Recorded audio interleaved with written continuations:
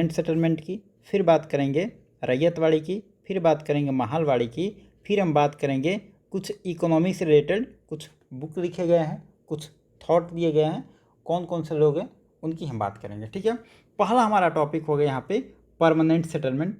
ठीक है, दूसरा टॉपिक होगा रैयतवाड़ी, तीसरा होगा महालवाड़ी जो कि पंजाब और यूपी में आया था। अगर थोड़ा सा आप मैप याद रखेंगे तो एग्ज़ाम में क्वेश्चन कोई भी आए लोकेशन से रिलेटेड आप नहीं छोड़ेंगे, आप उसको अच्छे तरीक़े से कर पाएंगे। ठीक है, चलिए हम थोड़ा परमानेंट सेटलमेंट की बात करेंगे, पहले हम इसको देखेंगे। ठीक है, ये मैप आप देख लीजिए, ये मैप अगर आप अच्छे से देख लीजिए तो समझ जाइए कि आप लगभग इस टॉपिक को कर लेंगे। ज़मींदारी सिस्टम है, परमानेंट सेटलमेंट की बात हो रही है यहाँ पे। यहाँ पे देखिए ये कौन है, ये ब्रिटिशर्स है, ईस्ट इंडिया कंपनी के मालिक, ये मिडिलमैन है, ये ज़मींदार है, और इधर है किसान। किसान यहाँ पे टैक्स देंगे किसको, ज़मींदार को, ज़मींदार टैक्स देंगे यहाँ पे ईस्ट इंडिया कंपनी को। बस कहानी इतनी सी है, ये आप समझ गए, समझिए परमानेंट सेटलमेंट को पूरे तरीके से समझ गए। चलिए अब थोड़ा सा और डीप में देखते हैं इसको। देखिए इसका नाम है परमानेंट सेटलमेंट, दूसरा इसका नाम है अस्थाई बंदोबस्त, तीसरा इसका नाम है इस्तमरारी बंदोबस्त, चौथा इसका नाम है जागीरदारी।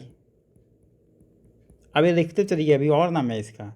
एक इसका नाम है मालगुजारी, एक इसका नाम है बिस्वेदारी, एक और इसका नाम है चीर अस्थाई।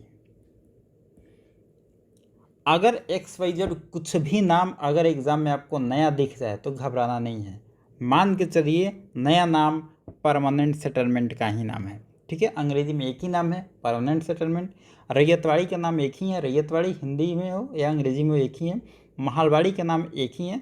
लेकिन यह परमानेंट सेटलमेंट के बारे में पता ना हिस्टोरियन को क्या दिमाग में आया, जो हिस्टोरियन है अलग अलग अपना नाम दिए हैं। ठीक है, तो अगर कोई नए बुक में आप देखें या एग्ज़ाम में कोई नया XYZ नाम दिख जाए तो आप मान लीजिए कि वो परमानेंट सेटलमेंट की ही बात हो रही है। ठीक है, इतना नाम है, नाम में कंफ्यूजन नहीं रखना है, आप सीधे इंग्लिश वाला पढ़ेंगे वहाँ पे एक ही नाम होगा परमानेंट सेटलमेंट, बस आप एग्ज़ाम में क्वेश्चन अटेम्प्ट करेंगे। ऊपर में है ईस्ट इंडिया कंपनी, नीचे में है इसके यहाँ पे है कौन, ज़मींदार, और इनके नीचे है किसान।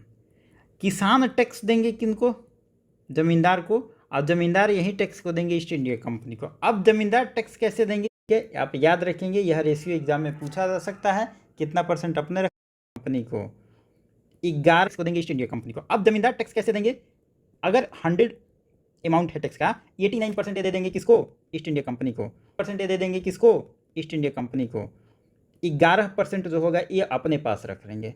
ठीक है, आप याद रखेंगे, यह रेशियो एग्जाम में पूछा जा सकता है, कितना परसेंट अपने रखते थे, कितने परसेंट ईस्ट इंडिया कंपनी को देते थे। ठीक है, अब जो परमानेंट सेटलमेंट है इसका एरिया क्या है, एरिया की बात करें वो है बंगाल, बिहार, उड़ीसा, 3 एरिया था, यहाँ पे परमानेंट सेटलमेंट को लागू किया गया।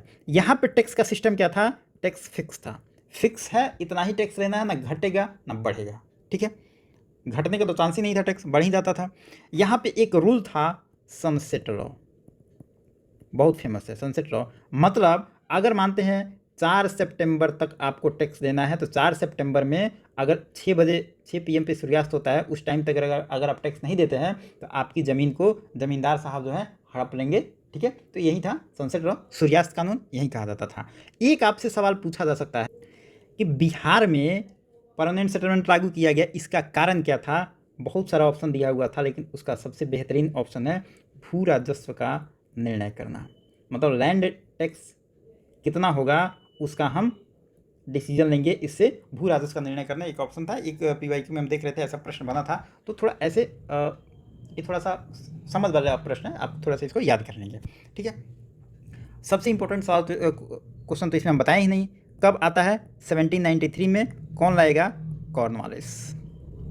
ठीक है, इतना अगर आप जान गए तो समझिए इससे रिलेटेड कोई भी सवाल आएगा आप बना लेंगे। ठीक है, हम क्वेश्चन के टॉपिक के बाद में क्वेश्चन देखेंगे PYQ, और वहाँ पे हम आपको बताएंगे कि हमने जो पढ़ा है और जो प्रीवियस ईयर क्वेश्चन पूछा गया है दोनों में क्या समानता है और हमने कहाँ तक अपना पढ़ाई को अच्छा किया है। ठीक है, उसको भी हम देखेंगे लास्ट में। पहले हम थोड़ा सा टॉपिक देख लेते हैं।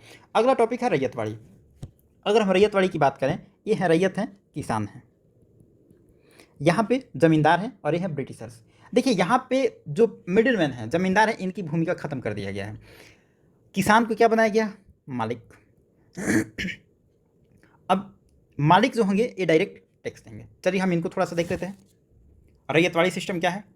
रैयतवाड़ी सिस्टम की अगर हम बात करें तो एक है ऊपर में ईस्ट इंडिया कंपनी, इनके बाद है नीचे में सीधे हैं किसान। किसान को यह कहता है कि किसान है हमारे रैयत, रैयत ही किसान है, किसान ही रैयत है, यही मालिक है। ठीक है, देखिए कहने की बात है कि ये मालिक है, मालिक तो है नहीं, क्योंकि जो कमाते हैं सारा टैक्स तो दे देते हैं ब्रिटिशर्स को, मालिक तो ब्रिटिशर्स है, लेकिन भूमि की मालिक ये है। इनका जो होगा दोहरा काम होगा, एक तो प्रोडक्शन भी करेंगे, उत्पादन भी करेंगे और टैक्स भी देंगे। वहाँ पे क्या था? वहाँ पे टैक्स जमींदार दे रहा था, जमींदार लोगों से कलेक्ट करके दे रहा है। यहाँ पे जो रैयत है उन्हीं को टैक्स कलेक्ट करना है और अपना टैक्स लेके ईस्ट इंडिया कंपनी को देना है। ठीक है, तो इनकी दोहरी जिम्मेदारी हो जा रही है और ईस्ट इंडिया कंपनी इनको मालिक बना रही है। जमीन के मालिक ये स्वयं है। यह स्टेटमेंट याद रखेंगे, इस पर सवाल बनता है। ठीक है, पूछा जा सकता है कि कौन सा सिस्टम है जिसमें ज़मीन के मालिक किसान खुद होता था, तो वो है रैयतवाड़ी सिस्टम। रैयतवाड़ी सिस्टम। अब देखिए एरिया इसका कहाँ पे था, किस किस एरिया में इसको अपनाया गया? वो है बम्बई, सिंध, असम, 3 एरिया था यहाँ पे इसको अपनाया गया। बेसिकली इसको थोड़ा सा साउथ इंडिया वाला पोर्सन आप कह सकते हैं, साउथ इंडिया में। ठीक है, एरिया इसका कितना था? 51%। भारत के 51% एरिया पे इसको अपनाया गया। पहला बार इसका प्रयोग कहाँ हुआ था? मतलब जो रैयतवाड़ी सिस्टम था इसका पहला बार प्रयोग कहाँ हुआ? बारामहल। कहाँ पे है? मद्रास नहीं, सॉरी, तमिलनाडु में है।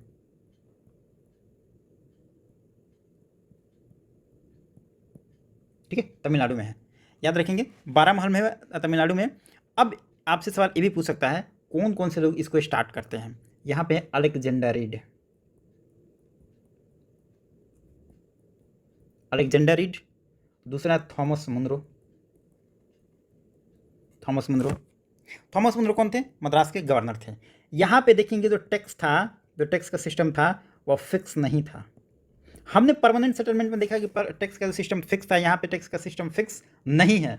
अब देखिए थोड़ा सा हम यहाँ पे आपको एक चीज़ बताना चाहेंगे, ये है रैयतवाड़ी सिस्टम। रैयतवाड़ी सिस्टम का यहाँ पे आर ले लीजिए, अलेक्जेंडर रीड का यहाँ पे आर ले लीजिए और थॉमस मुनरो का आर ले लीजिए। ठीक है, अगर आपको याद करना हो इस ट्रिक से तो याद कर सकते हैं। ठीक है, हम इसी ट्रिक से याद किए हैं। रैयतवाड़ी में अलेक्जेंडर रीड होगा, थॉमस मुनरो होगा, थोड़ा आर से रिलेटेड हो जाता है, तो थोड़ा बहुत ट्रिक बना के याद करिए, ठीक रहेगा। ठीक है, कुछ समझ लीजिए, कुछ ट्रिक से याद कर लीजिए, ऐसे में चीज़ें आसान हो जाती है। और पीटी में ना कुछ चीज़ें रटना पड़ेगा, नहीं रटिएगा तो फिर दिक्कत हो जाता है। ठीक है, एग्जाम में फैक्चुअल पूछता ही पूछता है। ठीक है, वहाँ पे आप कहिएगा कि नहीं हम रट्टू तोता नहीं है, हम तो बहुत कंसेप्ट की बात करते हैं, तो भैया यूपीएससी दे लो, फिर सारा कंसेप्ट का हवा निकल जाएगा। ठीक है, तो कुछ चीज़ें रटना पड़ेगा। चलिए आगे बढ़ जाते हैं। अब देखते हैं महालवाड़ी सिस्टम। देखिए महालवाड़ी सिस्टम में ये फार्मर है, ये लंबरदार है, ये ब्रिटिशर्स हैं। अब आपके दिमाग में लंबरदार कहाँ से आ गए? ये है मुखिया जी। मुखिया जी का क्या यहाँ पे रोल आ गया? किसान यहाँ पे टैक्स देगा मुखिया जी को, मुखिया जी टैक्स देंगे ब्रिटिशर्स को। अब देखिए आपके दिमाग में जहन में एक बात आया होगा कि हम परमानेंट सेटलमेंट में देख रहे हैं कि अंग्रेज क्या कर रहे हैं? जमींदार को भेज रहे हैं। ठीक है, रैयतवाड़ी सिस्टम में क्या कह रहे हैं कि जो किसान है, रैयत है, वो खुद मालिक है। तीसरा वो कह रहे हैं कि जो यूपी वाला एरिया है, वेस्टर्न यूपी और राजस्थान वाला एरिया है, वहाँ पे कह रहे हैं कि हम जो मुखिया जी हैं, लंबरदार हैं, उनको भेजेंगे। तो आपके दिमाग में आया होगा ना कि आखिर अंग्रेज ऐसा क्यों कर रहे हैं, पूरे भारत को 3 भागों में क्यों बांट रहे हैं? देखिए इसका सिस्टम ये है कि भारत बहुत बड़ा एरिया है, हर जगह की बनावट, संरचना, सांस्कृतिक विभिन्नताएँ यहाँ पर बहुत ज़्यादा है। ये जो एरिया है यूपी, ईस्टर्न यूपी, बिहार और आप बात करें यहाँ पे बंगाल, ये वाला एरिया है। इस एरिया में आप देखेंगे गंगा यमुना दोआब का एरिया है, यहाँ पे एग्रीकल्चर बहुत अच्छा होता है।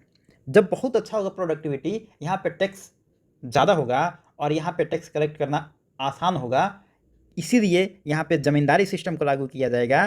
ठीक है, यहाँ पे देखेंगे यूपी बिहार का, ईस्टर्न यूपी और बिहार बंगाल के एरिया में यहाँ पे कोई मुखिया टाइप लोग ना होगा, मतलब गाँव में, गाँव का कोई हेड नहीं होगा, गाँव में सब लोग बराबर से रह रहा है, कोई गांव में मुखिया नहीं होगा, कोई एक आदमी हेड नहीं होगा जो एक आदमी के नियंत्रण में पूरे गांव चले। इस टाइप की परंपरा इस एरिया में नहीं है।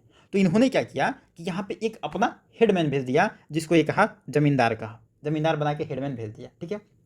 दूसरा सिस्टम यहाँ पे रैयत है, ये लगभग साउथ इंडिया के एरिया, मद्रास वगैरह का, बम्बई के एरिया है, ये लगभग पहाड़ी एरिया माना जाता है। यहाँ पे एग्रीकल्चर वगैरह ज़्यादा नहीं होता है।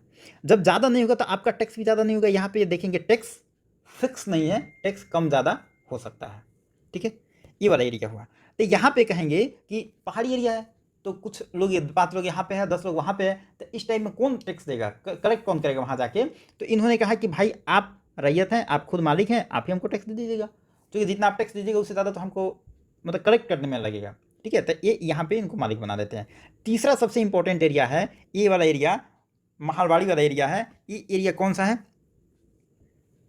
यूपी, वेस्टर्न यूपी है, एमपी और पंजाब, पंजाब राजस्थान वाला सब एरिया कर सकते हैं इसमें। यहाँ पे देखेंगे, यहाँ पे गांव की जो भूमिका है, गांव में जो विलेज पंचायत है, इनकी जो विलेज पंचायत है इसकी बहुत अपनी एक खासियत है। यहाँ पे हर बात में लोग पंचायत बैठा लेंगे, पंचायत में जो डिसीजन तय होगा वही करेंगे। अब अंग्रेजों को लगा, देखिए मेरा अपना कोई ओपिनियन नहीं है, हिस्टोरियन का ओपिनियन हम बता रहे हैं, ठीक है। अब अंग्रेजों को लगा कि यहाँ पे हम एक मानते हैं मिडिलमैन को खड़ा कर देते हैं, एक्स मिडिलमैन को भेज देते हैं जो जमींदार होगा। यहाँ पे ग्राम पंचायत बैठ गया, कहीं इसका बगावत कर दिया तब क्या होगा। तो अंग्रेजों को देखिए, अंग्रेजों को चाहिए टैक्स, उनको शांति से टैक्स चाहिए, पैसा चाहिए, और उनको ब्रिटेन ले जाना है, बाकी कोई मतलब नहीं था। तो जहाँ पे मिडिलमैन की ज़रूरत थी भेज दिया। यहाँ पे मिडिलमैन थोड़ा मुश्किल था, नहीं भेजा। यहाँ पे देखा कि भाई मिडिलमैन भेजने का लड़ाई हो सकता है। वहाँ पे विलेज पंचायत में पंचायत खाप पंचायत बैठेगी और कहेगा कि बाहरी आदमी है, हम टैक्स नहीं देंगे, लड़ाई कर लेगा, ठीक है।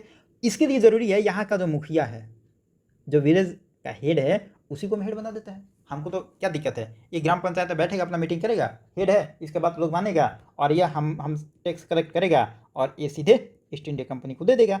इसीलिए यहाँ पे आप देखेंगे जो महालवाड़ी सिस्टम है, यहाँ पे मिडिलमैन के रूप में मुखिया को रखा गया है। अब मुखिया की भूमिका डबल हो जाती है। मुखिया की भूमिका यहाँ पे 2 होती है, एक तो वो अपना भी खेती करेगा, साथ में अपना खेती करेगा, अपना टैक्स देगा। दूसरा क्या करेगा, वो गांव के लोगों का टैक्स कलेक्ट करेगा और टैक्स कलेक्ट करके वो ईस्ट इंडिया कंपनी को देगा। कहने का मतलब है कि भारत में हर जगह का रंग रूप, बनावट, कल्चरल और सोशल जो तरीका है रहने सहने का, सब अलग अलग है। तो जहाँ अंग्रेज़ों को जिस टाइप से अच्छा लगा वहाँ उन्होंने उस टाइप से पॉलिसी बनाया, और यूपी बिहार वाले एरिया में इन्होंने परमानेंट सेटलमेंट को लागू किया, और साउथ वाले एरिया में रैयत वाली सिस्टम को लागू किया, और western UP, Maharashtra, western UP, MP और पंजाब वाले एरिया में इन्होंने महालवाड़ी सिस्टम को लागू किया, ठीक है। ये एरिया आप याद रखेंगे। अब महालवाड़ी सिस्टम के बारे में थोड़ा सा हम देख लेते हैं और डिटेल में। महालवाड़ी सिस्टम की बात करें तो महाल का मतलब होता है गांव, ठीक है। यहाँ के हेड है मुखिया, मुखिया को इन्होंने बना दिया कि अब आप टैक्स कलेक्ट करिएगा और हमको दीजिएगा। ये पूरे एरिया का, भारत के एरिया का लगभग 30% भाग में इसको अपनाया गया। पहली बार इसको कब कहाँ पे अपनाया गया? पहली बार अवध में। अवध बफर स्टेट के रूप में जाना जाता है, आपको याद ही होगा। 1801 में इसको अपनाया गया। बाद में देखेंगे यूपी, एमपी और पंजाब का जो एरिया था वहाँ भी इसको अपनाया गया, ठीक है। और गांव के मुखिया जी की जो भूमिका थी वो डुबेल हो जाती थी, कभी वो अपना टैक्स देते थे और साथ में लोगों का भी टैक्स देते थे। बस इतना आप याद रखेंगे, ज़्यादा इसमें आपको याद रखने की ज़रूरत नहीं है। एक चीज़ और याद रखिएगा, इसको स्टार्ट किसने किया? 2 नाम है, हॉल्ट मैकेंजी और दूसरा नाम है मार्टिन वर्ल्ड।